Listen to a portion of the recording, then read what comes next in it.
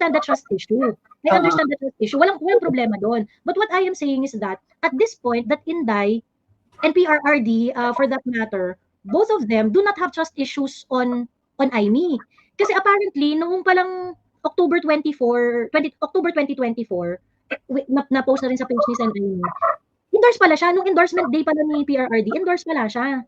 Nung umaga, ng last day of the filing of candidacy, ang mga maagang dumating, Sen. Aimee, si Attorney Vic, di ko kasi naabutan dahil tanghali na ako dumating nun. Otherwise, may pictures ako nun dapat. So, yeah, isa siya sa una. Na-endorse, oo. So, ibig sabihin, meron pala siyang endorsement kay PRRD. So, ngayon, kaya sabi ko parang, maghinay-hinay tayo dun sa fool me once, fool me twice, ganyan-ganyan. Maghinay-hinay tayo dun kasi, yung unreasonable na galit, hindi naman kay Aimee lumalata yun eh. Ang laki ng Inday. Ang laki ng Inday, kasi it makes Inday parang, ang tawag dito, it makes Inday na parang hindi alam yung ginagawa. Political neophyte. Tatanga-tanga, parang ganun yung dating eh. And yun, that's what concerns me. Pero para sa amin, this is simply a discussion. Pag may lumalabas na impormasyon dito, I think ang kinatatakutan ninyo is that may mako-convince. And that is the nature of any kind of discussion or a debate, is that somebody will be convinced. And that's what you fear. This is fear eh. Yung calling us blackmailers and manipulators and all that. You're doing it out of fear. And your fear is that we are so powerful that we can convince people. I really don't think, thank you, I'm really flattered that you think that we're like that. But the fact is, we're simply discussing here. But that you're resisting it because natatakot din kayo. You're worried about other people believing in this discussion. And again, belief is something that you choose. Nobody's forcing you to believe one way or another. Okay lang yan. Even you are free to do anything that you want to do.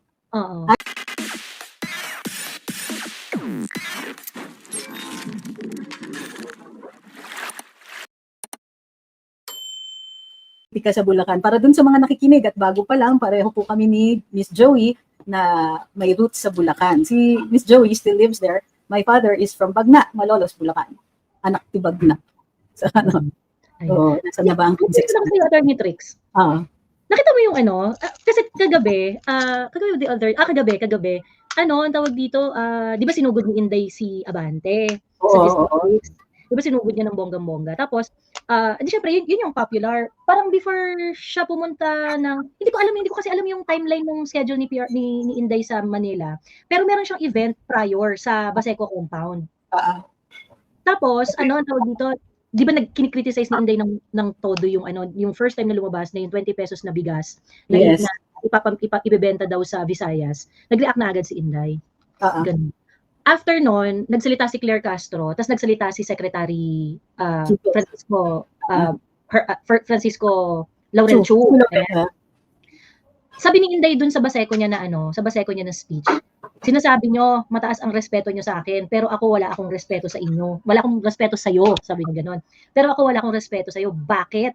Kasi meron kang picture, nagiinom ka, tapos merong pulveron sa harap mo, sa lamesa. Ganyan. So, tanungin nyo ang mga taga-intelligence group kung meron ba, ipalabas nyo sa kanila yung yung litrato mo, ganyan. She was talking about Sec Kiko? Well, eto nga, kasi nagsalita ang naaalala ko kasi, nagsalita I remember a couple of days ago, may press release yan si Kiko Laurel Chu, na sinasabi niya, I have deep respect to Inday Sara. Pero naman, parang nasasaktan naman kami doon sa sinabi niya, pride naman kami, ganyan. Sana hindi na lang siya naninira, ganyan. Nagagaganon siya. So parang, siya ba yung tinutukoy ni Inday dito?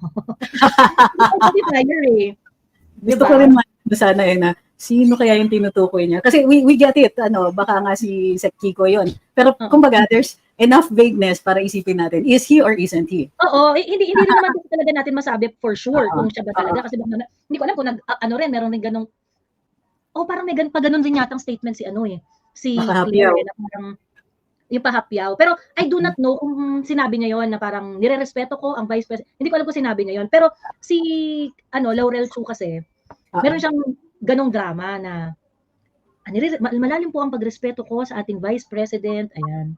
Meron siyang, well, para ma-identify at para talagang malaman natin kung sino.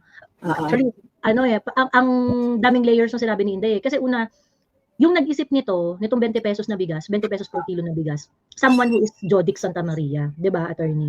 Yung nag-isip nitong 20 pesos na bigas, Jodic, ganyan na yun.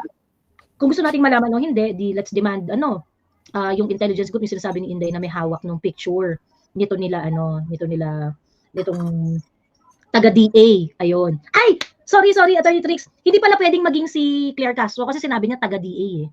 Oo nga. So, yeah, specific yung part na yan. Yap. So, ang saya-saya. Pero natutuwa ako na ang daming na kumbaga, ano ba yung tawag doon? Pag yung ninja umiikot, tapos bumabanat ng sunod-sunod na yung five-pointed stars na binaman. Tapos umiikot-ikot ka. Ganon yung nangyayari kay VP Inday. Para silang tinatamaan ng bagyo, sunod-sunod. Tapos may full coverage. Ang problema kasi minsan, although may mga ganyan si VP sa iba-ibang lugar na pinupuntahan niya, hindi masyadong nako-cover. So, yan. Pero ngayon, nung nagpunta siya sa Manila, malas talaga ng mga kongresistang taga Maynila. Nabanatan sila ng with full coverage, with full media and social media coverage. Hindi siguro full media. Pero dahil sa social media, minalas talaga sila. At saka mahirapan yung mainstream sa NCR kasi na hindi siya pansinin. Kasi nga sobrang lapit. So, kailangan nilang i-report. And ngayon, nagbabait-baitan sila. Joel Chua said na, ayoko mag-engage sa negative campaign. Kasi wala siyang bala para doon. Kasi Benny Abante, yung mga anak niya, mga kamag-anak niya, post ng mga yung wag pumunta sa kanal, wag maging kanal. Kasi mga Bible quotes. Mga Oo, masyado. Nung binabanat-banatan niya yung buong opisina ni Inday sa hearing. Congress, Congress. I mean, hindi naman kayo, 'di ba? Parang there is no ounce of prudence on how you handled yung hearing kay Inday. Tapos ngayon, biglang talaga moral kayo. Kayo ngayon. Kim sila. Ang nakalimutan nila, lintik lang walang ganti, 'di ba? Correct. At saka, hindi nila naisip yan. Kasi sa Congress, kontrolado nila lahat. Kontrolado nila pati yung media, pati yung stories na lumalabas. May hindi ako magdududa na may tall armies yung mga yan. Kasi, di ba, nagsasalita pa lang sila, bumabanat pa lang, meron ng mga pare-parehong mga comments na lumalabas. Yung mga, and of course, alam natin na naging part ng kanilang PR campaign or itong negative PR campaign targeting VP Inday, yung mga piatos na yan, tsaka Fiona. So yung imagery pare-pareho yung ginagamit, yung taglines pare-pareho, pati yung mga yung entire stream ng kanilang attack. Pare-pareho lang, nagva-vary lang siya doon sa so words at saka doon sa styles ng mga memes. But other than that, halatang pinaghandaan siya. So, ang hindi nila napaghandaan yung balik. So, ano pa ba yung kasi I think attorney kasi hindi nila ine-expect na she will remain standing up until this point. They really thought magsasucceed sila. Lalo na post-kidnapping. Kala nila complete and total annihilation of the Duterte brand. Kasi yung brand ang ina-attack nila. It's not just necessarily the people, although kasama na yon. It's the Duterte brand para hindi na siya magamit as a weapon dito sa campaign. Ang problema nila is backed by the Duterte brand are solid accomplishments. Pati yung pagme-mayor ni VP Inday is a solid accomplishment. With or without ng pagbubugbog sa sheriff. Si PRD nga, with or without the negative publicity on the drug war, solid pa rin yung accomplishments. Pag tinanggal mo sa equation yung drug war, build, the education, healthcare, yung very ready, yung public funding for public causes. Hindi natin nakikita ganito yung harap-harapan ni Nanakawan ka, yung impression na Congress is using the money for their own personal pockets or for their campaign funds or pero nothing goes to the public coffers. And ang problema rin nila is that public documents will possibly bear this out. Kaya nga meron tayong GAA issues. So, yung nila, it looks like it was a planned PR campaign, a planned operation. Tapos yung sinasabi pa ni Boss Bobby Tiglaw, di ba? Sabi ni Boss Bobby, kidnapping ni PRD is a red operation. Operation siya ng mga operatiba ng mga hindi kaliwa ng CPP, NPA, NDF. Dahil ito, hindi mo nakikita masyado yung partisipasyon ng mga rejectionist yung mga reaffirmists, mga RA, ang talagang fully and hands-on involved. Andun sila sa file ng kaso, andun sila sa pagkuha ng witnesses, nag-aabogado sila para dun sa mga biktima. Ngayon, diba? Ang tanong is, why, not just why abroad, kasi it's para sa Marcos administration, ang intention nila talaga has always been na paalisin si Duterte from the country. This is payback for the 1986 pagpapalaya sa mga Marcos.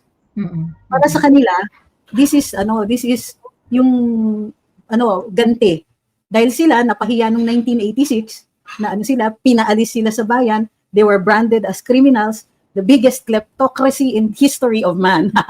So yun yung it's BBM's parang Empire Strikes Back na that's this version of version nila ng Empire Strikes Back. So ngayon tayo na yung Rebel Alliance. Na Star Wars talaga tayo. Tayo nakikita naman tayo yung Rebel Alliance in exile, forced exile, facing trial and all that. Yung leader natin. So parang nung hinuwi si Princess Leia, pero of course si PRD yung nandun. So on stage nila si PRD ngayon, and as long as BBM is the president of this country, the Philippine government is going to prosecute PRD to ensure that the Duterte brand will be internationally destroyed. At least that's what they hope. Di ba kaya? As long as humihinga tayo, di nila gagawa yun. Correct. They are not able to process yung they're not going to be completely successful kasi parang hindi nila na process attorney yung yung pagtanggap ng mga tao dun sa Duterte brand of leadership. It becomes almost ideological. Yung mga tao, they started speaking up about policy making, actively discussing public issues, ganyan, which is something that is very difficult to replicate. Kung kunwari, magkukuha ka lang ng service from yung inorganic na service na ay kukuha ka ng let's say 5,000 trolls so that they are going to repeat piatos or that cannot transcend to real public discourse ang success lang kasi nung ganon, hanggang lang siya, hanggang impression, ganon. But if there is a relentless public discourse on the other hand, talking about issues reasonably, ito yung mas nag-e-echo, ito yung mas tumatagal, ito yung mas makikita ng tao na mas authentic na engagement. Therefore, they will listen to this side of a cyberspace rather than do sa paulit-ulit na piatos, Fiona. And for me, ito yung do sa whole ordeal ng mga Pilipino. Ito yung dito tayo nananalo sa side na to. Kaya nga importante dapat hindi tayo tumitigil Kasi itong side na to ng cyberspace na kung saan meron talagang public discourse, meron talagang usapan, meron talagang mga engagement at hinihimay, inuuri yung mga inuuri yung mga kaganapan. That is something that hindi mo siya mahirap siyang i-replicate Mahirap siyang i-replicate yung ganung klaseng authentic behavior kahit pa gaano karaming pera yung meron ka. Kahit gaano pa karami yung pera money cannot buy. Because yung commitment ng mga tao, it's difficult to really kahit pa sabihin natin magbayad sila ng sobrang laki sa mga nila, sa mga influencers nila or whatsoever, lalabas yung non-committal ng mga tao na yon, and later on na parang they're just doing it because it pays. Correct. It's for the money. Iba yung parang yun yung difference, di ba? Naalala mo yung Vietnam War. The US was involved. So it's US tapos versus yung mga insurgents ang tawag sa kanila sa what they call the Viet Cong, they referred to as the Viet Cong. Now, this was the first time in a long time na natalo ang US in a war, in an actual war. So they did not want to refer to it as a war. And inanalyze nila, sabi ng mga military, mga dalubhasa sa military, ang reason kung bakit natalo ang US is that they were drafting soldiers to go fight a war that not only did they not understand, they were far from home, and they didn't know what they were fighting for or what it was all about. Yung mga politiko yung nag-uusap. But the Vietnamese, they were fighting for their land. They were fighting for their survival. They were fighting for their freedom. Ito nga. So yung Rebel Alliance natin, the Rebel Alliance, is fighting for something much deeper. They were fighting for the freedom that we felt in the 6 years of Duterte. Yung, di ba? It's fire. There's real fire. May totoong fire, di ba? May totoong fire. And that is something that they cannot replicate. And to be fair, ina-attack nila talaga yung naratiba na yon. Ina-attack nila yung ang sinasabi nila, the basis for all of these things, yung congressional investigations, even up to now, itong sinasabi ni Senator Paul, di ba? Na all of these are to attack that narrative. Pero napaka-resilient nung naratiba. Kasi what they forgot is that itong 6 years ni Duterte, yun yung Camelot natin. Yun yung one brief shining moment. And the more they attack it, the more romanticized it becomes. Kasi walang konteksto yung attack. Anong ginawa nila sa'yo? Wala. Diba? Anong ginawa nila ngayon? Wala. The only thing that they did, well, that seems to have been wrong to the Marcos administration was the fact that they remained popular. And see, ang problema nila din, ang bigat ng kamay nila, wala silang subtlety, wala silang kahit ano. When they attack, diba, they threw everything the kitchen sink. Wala silang finesse. All it is, one Rodrigo Duterte in the first quarter of 2024 to say, bakit nyo binabago yung saligang batas? Protect the Constitution. Wala siyang binabanggit na personalities pa, ha? Ano pa lang yun? No to PI, protect the Constitution. Everything was principle, everything was legal doctrine. Pero nung bumanat siya, wala, nayanig na kaagad. And thus began the open criticism of the Duterte administration. So, ang maganda is post-kidnapping, ang saya. Even those na hindi na dati nagsasalita, yung dating hindi tapos maraming salamat sa paglaganap ng AI. Talaga ako, I will pinpoint the downfall of the Marcos administration to the advent of AI. Kasi maraming lumakas ng loob magsalita because may AI. So to help them, it's not a substitute. So kasi nakikita ko, meron ding ginagamit na AI yung mga tools nila. Pero it's not very good. Kailangan mo pa rin ng intelligence to handle the prompts. So, so ngayon, how do we write this story as it is right now? Ito yung full-blown bakbakan because that's really what elections are. Bakbakan talaga to. So ano yung mga hinahanap nila na soft spots kay Inday? They tried to see Amy Marcos as a soft spot. Oo. So, may mga trolls dun sa ibang pages kasi ang daming nag-share ng ad natin na may live tayo ngayon. And try to bring Amy into the equation. Yun yung ano nila, yun yung ang tawag dito, yun yung intention nila na parang they wanted to, and it's very parang very CTG yung very CTG yung diskarte. Kasi yung approach. Yung approach kasi yung nila, yung diskarte nila is that the moment that you're going to speak about Amy, there is something wrong with you. Correct. There is something wrong with you. Blanket talaga. So parang discarding nakita ko na yan nakita ko na yung mga ganyang ninyo. So parang you want us to hold back para pag every time na pag-uusapan namin si Amy Marcos, tawag, ay hindi, tawag dito, ganyan. And ako ang ko talaga because that kind of diskarte, that kind of strategy is actually working dun sa Duterte supporter base. Marami talaga dun sa mga Duterte supporter base na tawag dito, hindi ayoko siyang iboto, ganyan. Which is fine, walang problema yun kasi choice mo naman kung sino boboto mo di ba? Pero may kasunod siya. Kasi hindi na nadala si Inday, binudol na siya pagkatapos aanuhin pa niya, ganyan. And then later, meron pa. Kasi ang tawag doon si Inday, hindi siya nakikinig sa tatay niya, ganyan. She's going to make another choice na nagkamali parang yung 2022, ganyan. And doon ako parang I'm so sorry. I think that has to be addressed kasi yung sa ganung part, yung kaka-insist ng mga tao na ay hindi ayokong iboto or ganyan kasi ganito. And then they would express their and I would dare say na very unreasonable. Dumating na talaga tayo dun sa point na very unreasonable na talaga yung assessment ng political value ni Senator Amy in this whole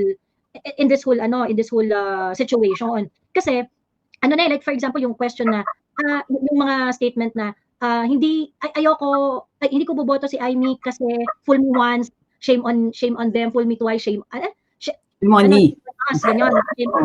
Ganyan. So, ang doon, wala nang assessment whether, I understand the trust issue. Walang problema doon. But what I am saying is that, at this point, that Inday and PRRD, for that matter, both of them do not have trust issues on Amy. Kasi apparently, noong palang October 2024, na-post na rin sa page ni Sen. Amy, endorse pala siya. Nung endorsement day pala ni PRRD, endorse pala siya. Nung umaga, ng last day of the filing of candidacy, ang mga maagang dumating, Sen. Amy, si Attorney Vic, di ko kasi naabutan dahil tanghali na ako dumating noon. So, otherwise, may pictures ako nun dapat. So, yeah, isa siya sa una. Na-endorse, oo. So, ibig sabihin, meron pala siyang endorsement kay PRRD.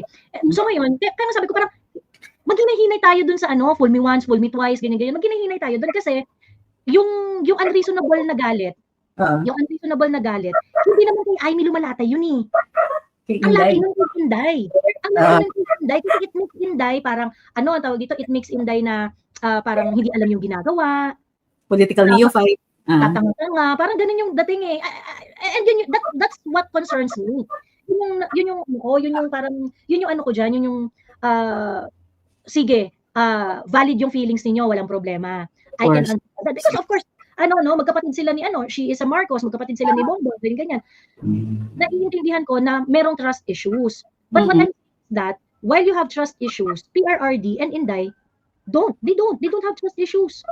So, baka naman po pwedeng you step back and look at it dun sa perspective na, okay, so asa na ba tayo? Kasi hindi tayo makakalaban ng todo kapag kayong ganito, di ba? Pag kayong ganito, nagkakagulo-gulo tayo dito, tas we are on each other's throat na, pagka when we talk about this, kami na yung double agent, ganyan-ganyan. Which should not be part of the conversation. Dapat na pinag-uusapan natin dito, how we should consolidate, how should we strengthen our, how we should strengthen our line of defense, ganyan. Yun dapat na pinag-uusapan natin eh. But because this kind of, yung mga yung wholesale na paninira ba na the moment you are going to mention it, there is something wrong with you. Mga mangga kayo, mga double agent kayo, ganyan-ganyan. And I will say it again, yung mangga-mangga kasi talaga, really politically immature. Kasi, in Philippine politics, because of the system that we have here in the Philippines, utility talaga ang isa sa mga major driving force ng mga concession. I mean, if you are saying that Amy Marcos is manggagamit,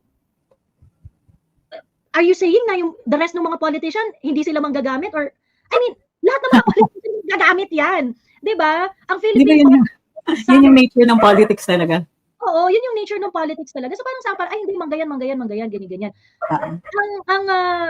Ang question para maging acceptable ka sa Philippine politics is, if you are going to utilize someone, or if you are going to allow yourself to be utilized, whatever your concession, is it something that is reasonable?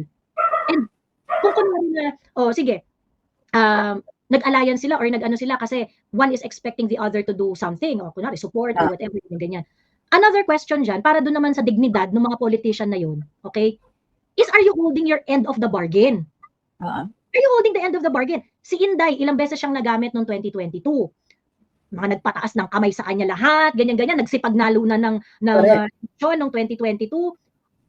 Those are the real manggas na hindi nag-hold ng kanilang end of the bargain. Na nung dumating na si Inday, at dinidefend na ni Inday yung budget niya, tinalikuran siya lahat nitong mga taong to. Hindi siya sinuportahan, hindi siya tinulungan. Hindi, kasama pa sila sa nagpa-persecute kay Inday sa House of Representatives. Same people na na humalik-halik sa kamay ni Inday, ni PRRD, ginamit ang Duterte goodwill in order to get power, and they did not hold their end of the bargain. Diba? So I find it yung parang ang immature yung parang mangga ng mangga, yung I'm so sorry, it has to be said. So we're not going to repeat it again. Para naman tumalino yung public conversation. Diba? Correct. Ito, sabi ng ni Chris Pedayo, even Sarah is using Amy right now. Bakit ayaw lumabas? I would say, Duterte are not exemption. No, they are not an exemption. They are also politician. Kasi yan yung nature ng politics. A favor for a favor. Diba, kahit kunwari, maging senador ka, pag upo mo doon, para mapasa mo yung bill mo, kakusapin mo yung mga kasamahan mo sa Senado para iboto yan. Ngayon, syempre, hindi nila pamimigay yan ng libre. So, sasabihin nila, anong kapalit? Ang kapalit. Meron kasi rin akong bill eh. Diba? Meron din kasi akong bill. Nako, kailangan, suportahan kita dito, suportahan mo ako dun sa bill ko. Correct. So, o kaya yung mga di ba may utang ka pa sa akin na ganito, o doblehin na natin. So, merong iba dyan, nag-iipon lang na nag-iipon, tapos isang bagsakan. So, yung mangga narrative na yan, medyo butas yung logic. Yeah. Logic lang tayo ngayong araw na to, kung gusto niyo para lang hindi masyadong umiinit ang ulo ninyo. So, meron control doon sa mo, baka gusto mong patulan. Pero okay lang, wag natin patulan yung iba dyan. Nakakatawa lang kasi dahil sobrang walang logic. Yung naman kasi, so again, that's the nature of politics, di ba? It's tit for tat. Binigay mo to. So si Amy, nagbayad yan ng utang. In-endorse siya ng mga Duterte, then yung mga hearings niya sa Senado are Duterte aligned. Example, yung kidnapping, yung bigas, People's Initiative. Hello, People's Initiative. Lalo na, parang tandem yan, si PRD at saka si Amy. PRD raised it at the rally, Amy raised it in the Senate. At ang daming lumabas doon sa Senado. Naging maliwanag na Kongreso ang nagtulak niyan. Ibig sabihin, si President Duterte provided the rhetoric, ginising niya yung mga tao, Amy provided the evidence. Wala nang comment pa nung time na yon si VP Inday. Kasi at the time, busy siya talaga pagiging Vice President. So, yun yung mga, yun yung maganda doon sa case and Amy. So, ever since, she has been paying off her debt.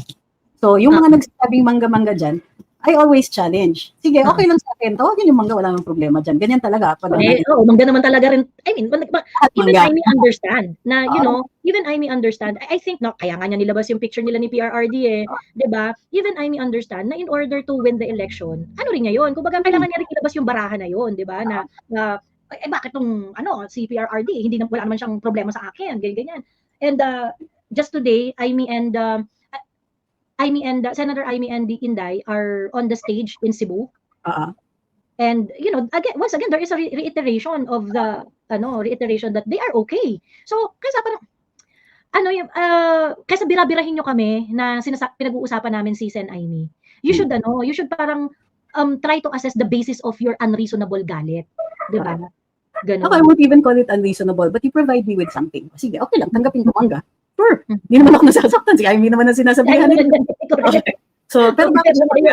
Diba? Bakit mangga? Ano yung basis natin for saying na mangga siya? I might even agree. Oh, sige, mangga siya. Kaso inendorso siya ni Inday. Ako sundalo ko. Sunod ako. Ito, sabi ni Mama Nia, anong pwedeng isagot? Pinupush ko po sa amin si Sen Amy. Sinasagot naman ako ng Plahano. Okay, ito yung tanong ko. Yung Plahano, Archie Plahano case was definitely a very, nakakaantig yan. Disturbing talaga yung kaso na yan. Si Archie Plahano, his father wrote an expose on the Marcoses. Tama ba yan? Ito ba yun? Hindi. Iba to. Si Archie Plahano heckled daw. At the time, event. During a KB event, si Archie Plahano, who was a student activist, kung di po ako nagkakamali, hineckle niya si Amy. Pinick up siya ng PC shortly after that Kabataang Barangay event.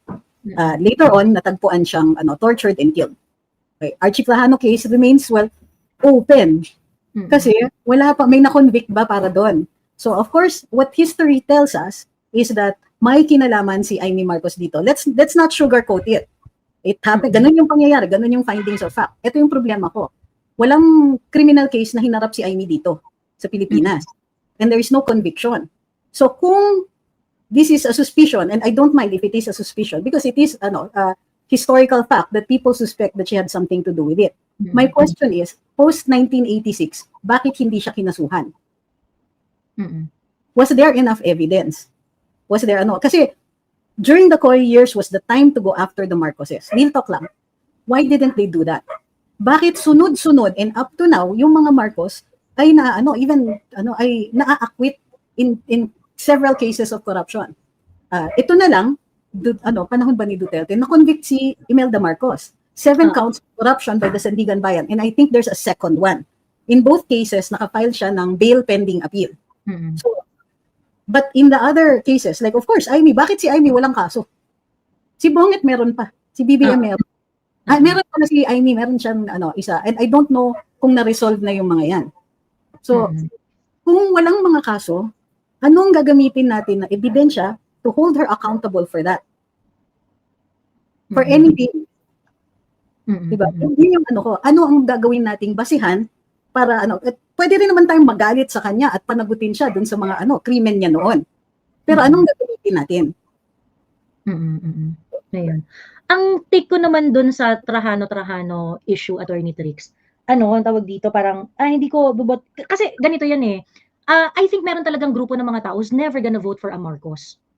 Yung talagang yung talagang kahit anong gawin ang tawag dito, hindi talaga sila boboto ng Marcos, and that is fine. Walang problema 'yon. Sa akin walang problema 'yon. And in fact, sa totoo lang hindi sila yung kinakausap ko. Kasi yan, hindi mo na mababago yung isip niyan eh. Hindi mo na mababago yung isip. Yan na yung niyan. Kung merong mga loyalist, meron talagang mga tao na consistently they are not going to vote for any Marcos altogether. Now, this is when the logic fails. Kung ikaw, Duterte supporter ka, in which there had been a very strong alliance between Senator Amy and PRRD and Inday since prior 2016. paano mo magagamit yung Trajano issue?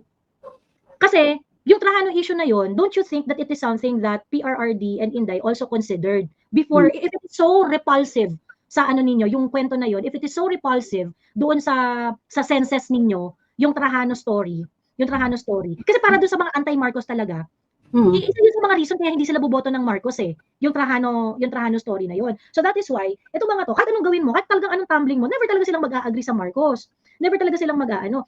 Ang hindi ko maintindihan, yung mga Duterte supporter na yung Trajano issue, ano na yun tawag dito, issue na yan before pa nagkaroon ng before pa nagsenador si Amy.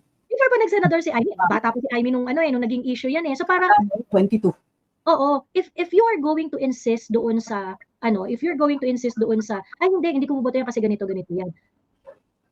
Parang may latay na naman doon sa dalawa, 'di ba? Na parang so you think there is no background check yung na parang tawag dito hindi namin yan hindi kami makikipag-alay dyan kasi hindi pa na-resolve yung issue niya on Trajano. I remember nung early part ng presidency ni PRRD, bina-mention niya yan yung mga issues ng mga Marcos, not specifically on Amy, pero yung sa mga issue ng mga Marcos. May mga ganun siyang si PRRD noon. So parang my point is, I don't think na kapag kunwari yung suspicion na yon na nangyari kay Sen Amy, I don't think it will escape PRRD at that time para maging friend siya, para maging kaibigan siya.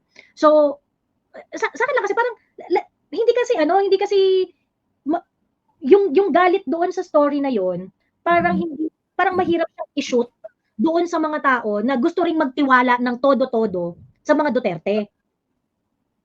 'Di ba? Parang hindi consistent hindi consistent. You want to trust PRRD all the way. Pero at the same time, i-insist nila yung story ng Trajano story. So, paano yun? Paano mo pagtitiwalaan si PRRD all the way? Kung yung story na, kasi ibig sabihin, hindi na vet ni PRRD yung kwento na yon. Ganun ba? So, ang hirap consistently na yung parang ako, since ang suporta ko ay na kay PRRD, I would take note the Trajano story of Senator Amy until it is absolutely proven na meron talaga nga siyang kinalaman doon. I would choose that route. Kesa yung parang, hindi ko pagkakatiwalaan yan si Amy kasi siya yung pumatay, siya yung nagpapatay kay Trajano, ganyan-ganyan. Pero at the same time, you are also singing and dancing na sasabihin mo na, hindi, PRRD all the way. Lahat ng sasabihin niya, yun ang susundin ko. There's no consistency here. 'Di ba? Nakikita niyo yung nakikita niyo, 'di ba? Nakikita niyo yung inconsistency doon sa gano'n. Kaya sabi ko, actually yan yung reason kaya lagi niyo akong pinagbibintangan noon na double agent kasi I cannot really important sa akin yung consistency Important sa akin yung consistency. You have to look to your left and to your right. 'Di ba? Kasi if I am going to be very very spicy doon sa part ng story na yon, I will have to back some of my trust from PRRD also. 'Di ba? Since nandun na rin tayo sa consistency, you can't say no to Amy because of the Trajano case, pero dito mo lang sa election i-erase. If this is a murder case, if you truly believe that she had something to do with it, why aren't we pushing for the prosecution? Hindi ba dapat, hindi lang ito election issue. Somebody died. Somebody must answer for the crime. Why are we only bringing it up as an election issue? Kailangan imbestigahan yan. Anuhin yan, habulin natin yan. Sino ang responsable para dyan? So what if so many years have passed by? If no justice has been given, why are you raising it only now and only like it's a footnote in his history?